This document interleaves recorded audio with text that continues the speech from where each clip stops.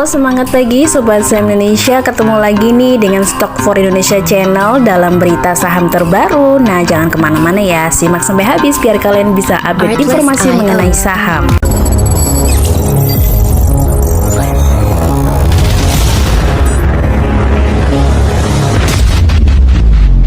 Oke, kita mulai berita pertama dari Wall Street ya. Wall Streetnya ini turun 2 hari beruntun. Hawkish the Fed belum berakhir. Kita lihat perincian penurunannya. Ternyata Dow Jones yang naik ya, tapi naiknya sangat-sangat tipis, yaitu 0,01%. Kemudian ada S&P yang turun 0,31%, Nasdaq turun 0,22%. Sementara hari ini di penutupan pekan, yaitu hari Jumat, bursa Asia kompak menguat pada Jumat pagi. Ini laporan bursa Asia pagi ini ya. Sementara IHSG kemarin hari Kamis itu naik ke 7044. Asing masih catat net sell pada hari Kamis. Jadi walaupun IHSG-nya naik, berarti ada saham dengan kapitalisasi besar yang sedang naik lumayan ya. Tapi sebenarnya ada net sell yang lumayan besar juga nih nilainya dari asing, yaitu 161,53 miliar rupiah. Tapi nggak sebesar kemarin sih ya. Kemarin tuh net sell-nya sampai 1 triliun lebih loh. Nah, kira-kira ini ada 3 saham terbesar yang di net sell oleh asing, yaitu BMRI, Telkom, dan Film. Selalu ada emiten bank yang masuk dalam daftar net sell maupun net buy. Nah, sementara itu net buy-nya itu juga masih didominasi oleh bank, yaitu BBRI, BBCA, dan ITMG.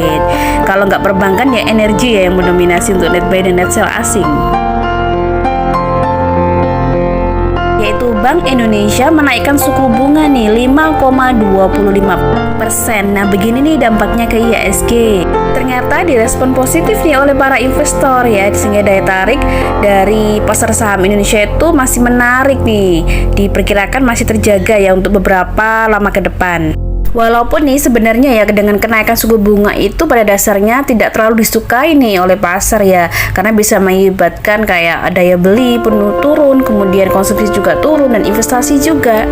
Namun kali ini ada dari sisi positifnya dari kenaikan suku bunga yang diambil oleh para investor nih, misalnya supaya tidak terjadi resesi ya kan sebagainya. Jadi masih disambut positif oleh investor. Nah, kita sekarang ke komoditi. Pertama kita ke CPO dulu ya. Bertahan di tren bearish, harga CPO lagi-lagi merosot. Jadi belum ada ini nih kenaikan ya, belum ada pantulan nih dari harga CPO. Nah, berikutnya ini berbeda sama minyak ya. Minyak juga kemarin turun, tapi hari Jumat pagi ini berusaha rebound. Nah, setelah anjlok yang cukup dalam, biasa ya kalau biasanya harga itu baik harga saham maupun harga komoditi dan lain-lain itu kalau habis anjlok nanti akan ada potensi reboundnya, cuman ya itu harus sabar nunggunya ya.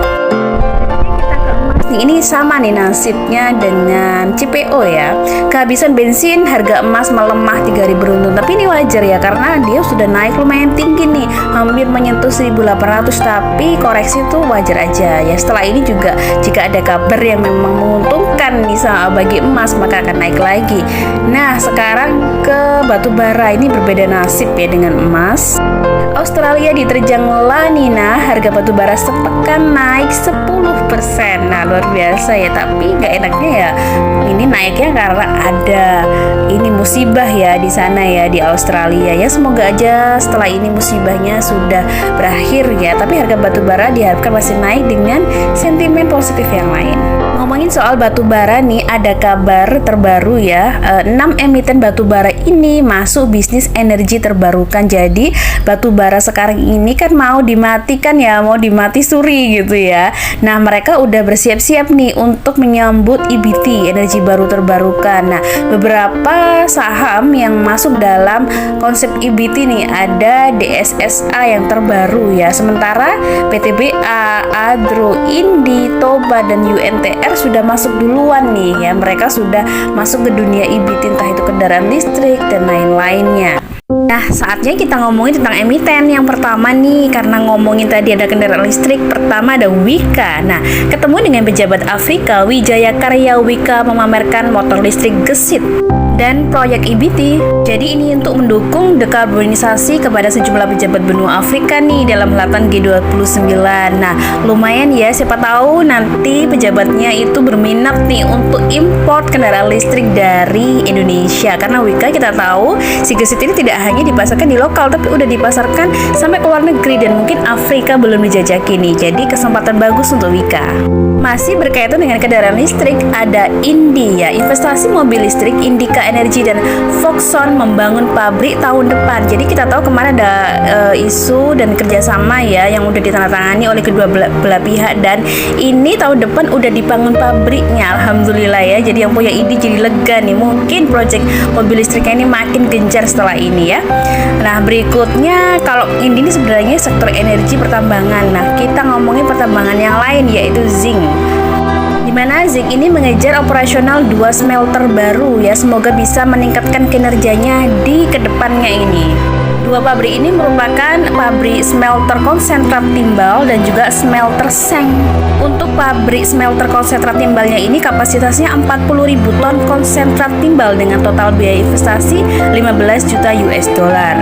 Sedangkan untuk pabrik smelter seng itu kapasitasnya lebih gede nih, 83.000 ton konsentrat seng yang juga sedang dibangun, persero diharapkan bisa mulai beroperasi pada tahun depan. Dari pertambangan ada Bian nih, saham termahal di bursa saat ini yang siap dipecah atau stock split. Nah, Bian hari ini RUPS nih untuk meminta persetujuan kepada para pemegang saham melakukan stock split. Stock splitnya itu rasionya 1:10, enak nih ya. Jadi kita bisa membeli saham Bian itu dengan ratusan ribu aja per lotnya. Ada emiten yang stock split, ada juga nih yang membagi dividennya, dan ini kumdetnya udah lewat ya. Pura Delta Lestari membagikan dividen per Rp515 per lembar saham, ini artinya hampir 10% ya dari nilai saham itu sendiri. Dividennya ini dibagikan nanti nih per tanggal 25 November ya, bulan ini. Jadi emang Dimas ini udah terkenal kalau dia tuh suka royal banget bagi dividen ya. Dividennya tuh mesti di atas 5% dia itu. Nah, Dimas ini kan properti ya, ada juga di temennya, ada kabar baik dari properti lain yaitu Asri Alam Sutra yang mampu membalikkan rugi menjadi laba 106 miliar rupiah pada kuartal ketiga tahun ini. Wow, selamat ya buat Asri. Ini properti-properti pada memberikan kabar bagus, rata-rata mayoritas memberikan kabar bagus. Untuk laba bersihnya pada naik nih semua ya, BES, MTLA dan sebagainya. Untuk pendapatannya ini nilainya 2,74 triliun ya. Jadi di periode yang sama tahun lalu itu masih rugi, tapi sekarang udah untung 100 miliar lebih. Nah, ini masih di properti, ada ADCP juga sama, yaitu labanya tuh naik ya. Jadi yang membuat hoki ini adalah proyek TOD ya, moncer nih, bikin labanya moncer ya ADCP ya. Hingga 51,82 miliar nih di kuartal 3 tahun ini. Untuk pendapatannya ini kan naik ya, jadi sekarang itu ada 421 miliar. Sementara untuk laba bersihnya itu 51,82. Jadi karena pendapatannya naik, kemudian bisa menekan beban ya, akhirnya labanya bisa melambung. Nah, ini asetnya juga naik dia ya, walaupun naiknya tipis sih 1,5%. Dan kabar bagusnya, hutangnya juga turun liabilitasnya. Nah, ini dia sekarang dari properti kita ke kertas. Ada kabar bagus juga yang labanya juga naik ya. Ini ada INKP meraih laba 65% naiknya ya. Sekarang jadi 647 juta US dollar. Untuk pendapatannya dia memang naiknya 19,63%. Walaupun ya untuk bebannya dia naik, tapi masih bisa menyisakan laba yang naik signifikan dibandingkan periode yang sama di tahun lalu. Nah, hal yang sama ini juga dialami oleh TKIM, sama-sama kertas dan di perusahaan yang sama. Setoran entitas asosiasi naik, laba Ciwi Kimia tumbuh, ini tumbuhnya malah 97%. Menjadi 345 juta US dollar. Nah, ini dia mungkin sama nih pendapatannya naik karena tadi dibilang di awal entitas ya, dari entitas anak ya naik, pendapatannya naik, menyumbang laba bersih yang lumayan signifikan. Oke, selamat buat INKP dan TKIM. Nah, berikutnya kita ke BTON ya. Ini juga lebih parah lagi nih, melambungnya 166% ya, terkumpul 25,6 miliar di kuartal 3 tahun ini. Ini memang dari segi penjualannya juga tumbuh lumayan ya, tumbuhnya 36,6%. Dan walaupun itu untuk bebannya meningkat, tapi dia juga tertolong nih dari entitas anaknya ya. Entitas anak ini menyumbang laba yang lumayan bagus. Dan ini informasi buat teman-teman ya yang belum tahu, Biton ini bergerak di bidang pembuatan baja dan besi. Perusahaan ini mulai beroperasi udah lama, tahun 96, berarti udah 26 tahun ya.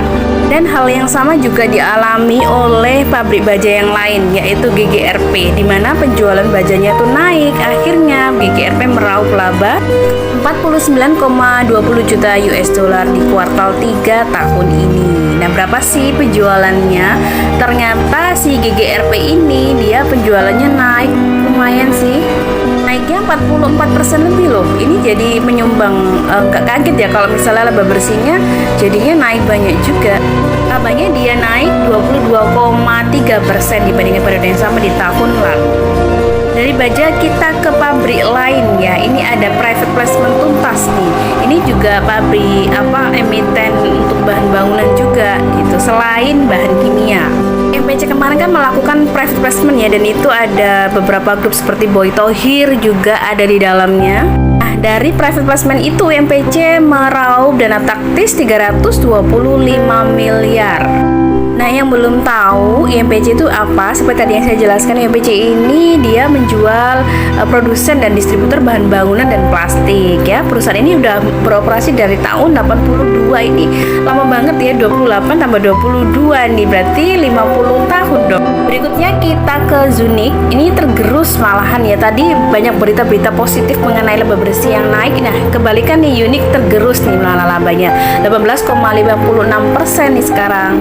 Jadi tinggal 35,39 juta US dollar. Nah, Unik ini perusahaan di bidang bahan kimia ya, sama seperti IMPC tadi. Bahan kimia alkylbenzin yang merupakan bahan baku utama dalam pembuatan deterjen, dan ini perusahaan mulai beroperasi tahun 85, sama-sama nih lamanya sama dengan IMPC ya. Oke, berikutnya ini ada berita bagus lagi ya, laba melejit. Itu ada PH. Kita ke kesehatan dulu ya. Labanya melejit 57,33%. Bahkan PH ini masih menargetkan pertumbuhan signifikan di Q4. Jadi dia yakin bahwa nanti di kuartal keempat ini malah lebih bagus lagi.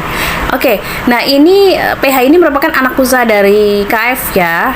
Jadi mencatatkan laba bersihnya tuh tumbuh tadi 57% lebih. Berikutnya ada industri tekstil nih, Bel ya, dimana pasar domestik ini kuat. Akhirnya Bel ini mencatat penjualan 312,66 miliar di kuartal 3 ini. Ini juga sama nih, dia labanya juga naik signifikan. Naiknya 148% dari edisi yang sama di tahun lalu yang cuma 2,81%. Wah, kabar bagus banyak banget ya hari ini. Dan yang belum tahu nih, Bel ini ya tadi ya industri tekstil dan perdagangan. Nah, ini kayak kain gitu ya, untuk bahan-bahan untuk celana gitu. Berikutnya kita ke Mice ya. Ini juga sama, kabar bagus juga, menjulang 70%. Multi Indo Citra akumulasi laba bersih kuartal 3 menjadi 40 miliar rupiah. Mice itu emiten apa sih? Ini adalah perdagangan umum ya, produk bayi komersil dan produk perawatan kesehatan dan kosmetik. Nah, produk-produk bayi ini adalah buatan dari Mice ya sebagian. Nah, ini udah berdiri tahun 90, jadi udah 32 tahun.